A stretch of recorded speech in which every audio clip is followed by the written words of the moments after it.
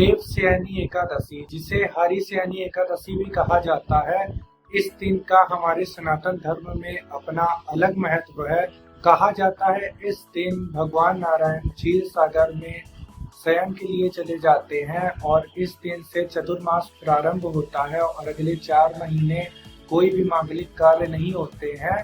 जो भी भक्तजन, जो भी मनुष्य विधि पूर्वक इस दिन देवशयनी एकादशी का व्रत रखता है, उसके ऊपर लक्ष्मी नारायण की कृपा, भगवान श्री हरि की कृपा सदैव बनी रहती है और उसकी जो भी मनोकामना होती है वो बहुत ही जल्द से जल्द पूर्ण होती है। जय माता दी दोस्तों, उम्मीद करते हैं सभी लोग बढ़िया होंगे। मेरी तरफ से सभी लोग को राधे राधे। देवशयनी एकादशी कब है, इस दिन का क्या महत्व है, क्या है देवशयनी एकादशी व्रत कथा, जिसे पढ़ने वाला भी और सुनाने वाला भी दोनों को अनंत गुना फलों की प्राप्ति होती है। सारी जानकारी इस वीडियो में मैं आप सभी लोगों को देने वाला हूं। दोस्तों, हर महीने 2 एकादशी पड़ती हैं, एक कृष्ण पक्ष में और एक शुक्ल पक्ष में। आषाढ़ महीने में जो कृष्ण पक्ष में एकादशी पड़ती है उसे योगिनी एकादशी कहा जाता है और जो शुक्ल पक्ष में एकादशी पड़ती है उसे देवशयनी एकादशी कहा जाता है। दोस्तों, इस दिन देवशयनी एकादशी के दिन भगवान श्री नारायण, भगवान हरि क्षीर सागर में शयन के लिए चले जाते हैं और 4 महीने तक वे विश्राम करते हैं क्षीर सागर में। फिर 4 महीने के बाद कार्तिक के महीने में देव उठनी एकादशी के दिन वे अपनी आंखों को खोलते हैं, वे उठते हैं विश्राम के बाद और तब भी से सारे मांगलिक कार्य शुरू होते हैं। इन चतुर्मास में 4 महीने में कोई भी मांगलिक कार्य नहीं किए जाते, जैसे कि विवाह हो गया, तिलक हो गया, गृह प्रवेश हो गया, परीक्षा हो गया, मुंडन हो गया या कोई भी मांगलिक कार्य जो होते हैं वो इस 4 महीने में नहीं किए जाते हैं, क्योंकि भगवान श्री हरि, भगवान नारायण इस महीने विश्राम कर रहे होते हैं। दोस्तों, आषाढ़ महीने में शुक्ल पक्ष में पड़ने वाली एकादशी तिथि को देवशयनी एकादशी कहा जाता है और इसका महत्व हमारे सनातन धर्म में सतयुग से चला आ रहा है।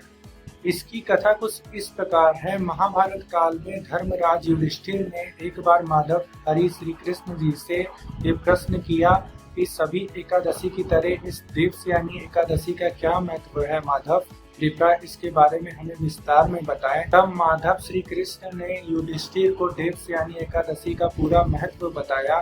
तब उन्होंने बताया, एक बार नारद जी ने ब्रह्मा जी से ये प्रश्न किया कि देवशयनी एकादशी का क्या महत्व है। तब ब्रह्मा जी ने कहा, जो भी भक्तजन, जो भी मनुष्य इस देवशयनी एकादशी के व्रत को करता है उसके सभी पाप नष्ट होते हैं, उसके ऊपर सदैव लक्ष्मी नारायण की कृपा बनी रहती है और उसके आसपास सदैव सकारात्मक ऊर्जाओं का वास होता है। ये कथा कुछ इस प्रकार है कि सतयुग में एक माधांता नाम का चक्रवर्ती राजा रहता था।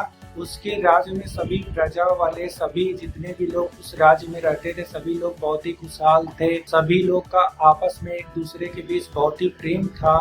लेकिन वो इस बात से अनभिज्ञ था कि अगले 3 वर्ष उसके राज्य में वर्षा नहीं होने वाली है, अन्न जल का, हर चीज का अकाल पड़ने वाला है। ठीक वैसा ही हुआ। अगले 3 वर्ष उस राज्य में अकाल पड़ गया, वर्षा बिल्कुल भी नहीं हुई, हर तरफ सूखा था, किसी भी प्रकार के अन्न का, फल का, किसी भी खाने वाली चीज का उत्पाद नहीं हो पाया उसके राज्य में 3 वर्षों के लिए। इस बात को लेकर राजा भी, राज्य के सभी लोग भी और पूरी प्रजा बहुत चिंतित थी। फिर इस बात को लेकर सभी प्रजा वाले राजा के पास गए कि हे राजन, ऐसा क्या कार्य हो गया हमसे, ऐसा क्या भूल चूक हो गई जिसकी वजह से हमें ये दिन देखना पड़ रहा है। हमारे राज्य में 3 वर्ष से कोई वर्षा भी नहीं हुई है और अन्न की, जल की, हर चीज की कमी पड़ती चली जा रही है। बहुत विचार करने के बाद राजा कुछ विशेषज्ञों के साथ और अपने सैनिकों के साथ जंगल के लिए इस समस्या का निवारण ढूंढने के लिए निकल पड़े। फिर कई आश्रमों से गुजरने के बाद वो ब्रह्मा जी के पुत्र ऋषि अंगिरा के आश्रम पहुंचे।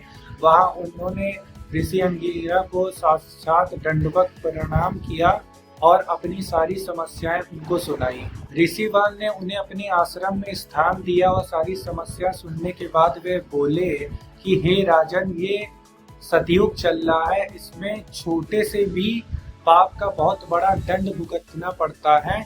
उन्होंने कहा, हे राजन, इस सतयुग में पूजा पाठ का, तपस्या का, तप का, जप का, जो भी पूजा पाठ का अधिकार है वो ब्राह्मणों को दिए रखा गया है। और आपके राज्य में एक सूत है जो कि तपस्या कर रहा है। अगर आपको इस अकाल से छुटकारा पाना है तो आपको उसका वध करना पड़ेगा। राजा बहुत ही दयालु थे। उन्होंने कहा, मैं उस निर्दोष का वध नहीं कर सकता, कृपया ऋषिवर मुझे कोई दूसरा उपाय बताएं। तब ऋषिवर ने राजन को एक उपाय बताया कि आषाढ़ के महीने में शुक्ल पक्ष की एकादशी तिथि के दिन अगर तुम व्रत रखोगे, विधि पूर्वक लक्ष्मी नारायण का पूजन करोगे, राज्य में सुख संपत्ति आएगी, अकाल से छुटकारा मिलेगा, सभी लोग प्रसन्न हो जाएंगे, सारा राज्य पुरानी तरह फिर से हो जाएगा। तब राजा समस्या का सारा हल समझकर अपने राज्य को वापस लौटे और विधि पूर्वक उन्होंने आषाढ़ महीने में शुक्ल पक्ष की एकादशी तिथि के दिन, जिसे देवस्यानी एकादशी या हरिस्यानी एकादशी भी कहा जाता है, उस दिन विधि पूर्वक लक्ष्मी नारायण का पूजन किया, व्रत रखा और भगवान लक्ष्मी नारायण की कृपा उनके ऊपर बरसी और उस राज्य में उस वर्ष अपार बारिश हुई। धन की, अन्न की, किसी भी चीज की कोई भी कमी नहीं हुई और सभी लोग पहले की तरह वापस खुशहाल रहने लगे।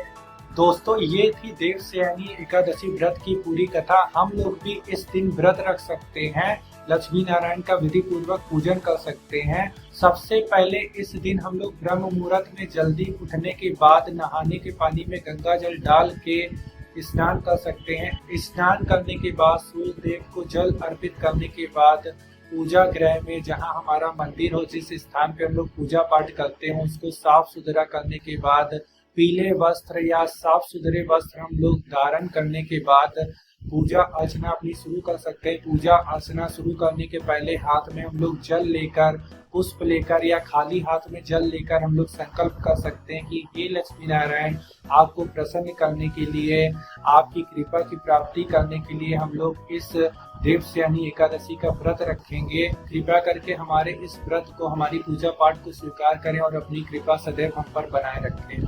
फिर जो भी सामग्री हम लोग के पास उपलब्ध हो, रोली हो गया, चंदन हो गया, धूप हो गया, दीप हो गया, घी के दीपक हम लोग जला सकते हैं लक्ष्मी नारायण का पूजन करते समय। अगर नहीं है तो तिल के तेल का, सरसों के तेल का दीपक जला सकते हैं।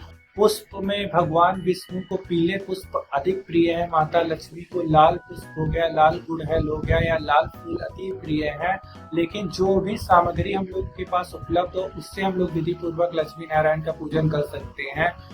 भोग में हम लोग पंचामृत भगवान को अर्पित कर सकते हैं। अगर हम लोग फलाहार व्रत हैं तो हम लोग फलाहार का भगवान को भोग लगा सकते हैं। फल हो गया, मीठे हो गए, उसका हम लोग भगवान को भोग लगा सकते हैं। फिर पूजा अर्चना करने के बाद, लक्ष्मी नारायण की आरती करने के बाद हम लोग भगवान के प्रसाद को ग्रहण कर सकते हैं। याद रखें भक्तों, लक्ष्मी नारायण के पूजन में तुलसा दल का उपयोग अवश्य करें। बिना तुलसा दल के उपयोग के बिना लक्ष्मी नारायण की पूजा, भगवान विष्णु की पूजा, शालिग्राम जी की पूजा पूरी नहीं मानी जाती। एकादशी के दिन तुलसा दल को तोड़ना भी वर्जित है, तो एक दिन पहले उससे हम लोग तुलसा दल को तोड़ के मंदिर में रख सकते हैं लक्ष्मी नारायण के पूजन के लिए। दोस्तों, अगर श्रद्धा के अनुसार, भाव के अनुसार अगर हम लोग ने लक्ष्मी नारायण की पूजा की है तो वह अवश्य हमारी पूजा अर्चना को स्वीकारेंगे। उनकी कृपा सदैव हम सभी भक्तजनों के ऊपर बनी रहेगी, हम सभी भक्तजनों का कल्याण होगा। इस वर्ष आषाढ़ मास की शुक्ल पक्ष की एकादशी तिथि का प्रारंभ शनिवार 5 जुलाई को शाम को 6:59 पर होगा और इसका समापन 6 जुलाई को रात्रि रविवार के दिन 9:14 पर होगा। तो उदया तिथि के अनुसार इस वर्ष देवस्यानी एकादशी का व्रत 6 जुलाई को रखा जाएगा। जो भी वैष्णव जन है, जो भी भक्त जन है, सिर्फ एक दिन ही इस वर्ष देवस्यानी एकादशी का व्रत रखा जाएगा और इस व्रत का पारण 7 जुलाई को होगा। 7 जुलाई को पूरे दिन द्वादश तिथि है, तो इस दिन हम लोग किसी भी समय व्रत का पारण कर सकते हैं, लेकिन शुभ समय सुबह 5:30 से लेकर 8:14 तक का है। इस समय अगर व्रत का पारण हम लोग करें तो अति उत्तम होगा, अथवा पूरे दिन भी हम लोग व्रत का पारण कर सकते हैं। हरिवासर के समय व्रत का पारण नहीं किया जाता, लेकिन हरिवासर 4 बजे के पहले ही समाप्त हो जाएगा, तो पूरे दिन किसी भी समय हम लोग व्रत का पारण कर सकते हैं। अगर व्रत के पारण के पहले कोई सीधा कुछ भी दान दक्षिणा ब्राह्मण के लिए निकाल के रख देते हैं, उसके बाद अगर हम लोग व्रत का पारण करते हैं तो वो अति उत्तम होगा। व्रत का पारण करने के लिए हम लोग फल, पंचामृत या चावल का दाना को भी ग्रहण करके व्रत का पारण कर सकते हैं। दोस्तों, यही संपूर्ण जानकारी थी जो इस वीडियो के माध्यम से मेरे को आप सभी भक्तजनों को देनी थी। फिर मिलते हैं अगली वीडियो में किसी और जानकारी के साथ। आशा करते हैं आपका हर दिन हर पल मंगलमय हो। लक्ष्मी नारायण की कृपा सभी भक्तजनों के ऊपर सदैव बनी रहे। जय माता दी दोस्तों, राधे राधे सभी लोगों को।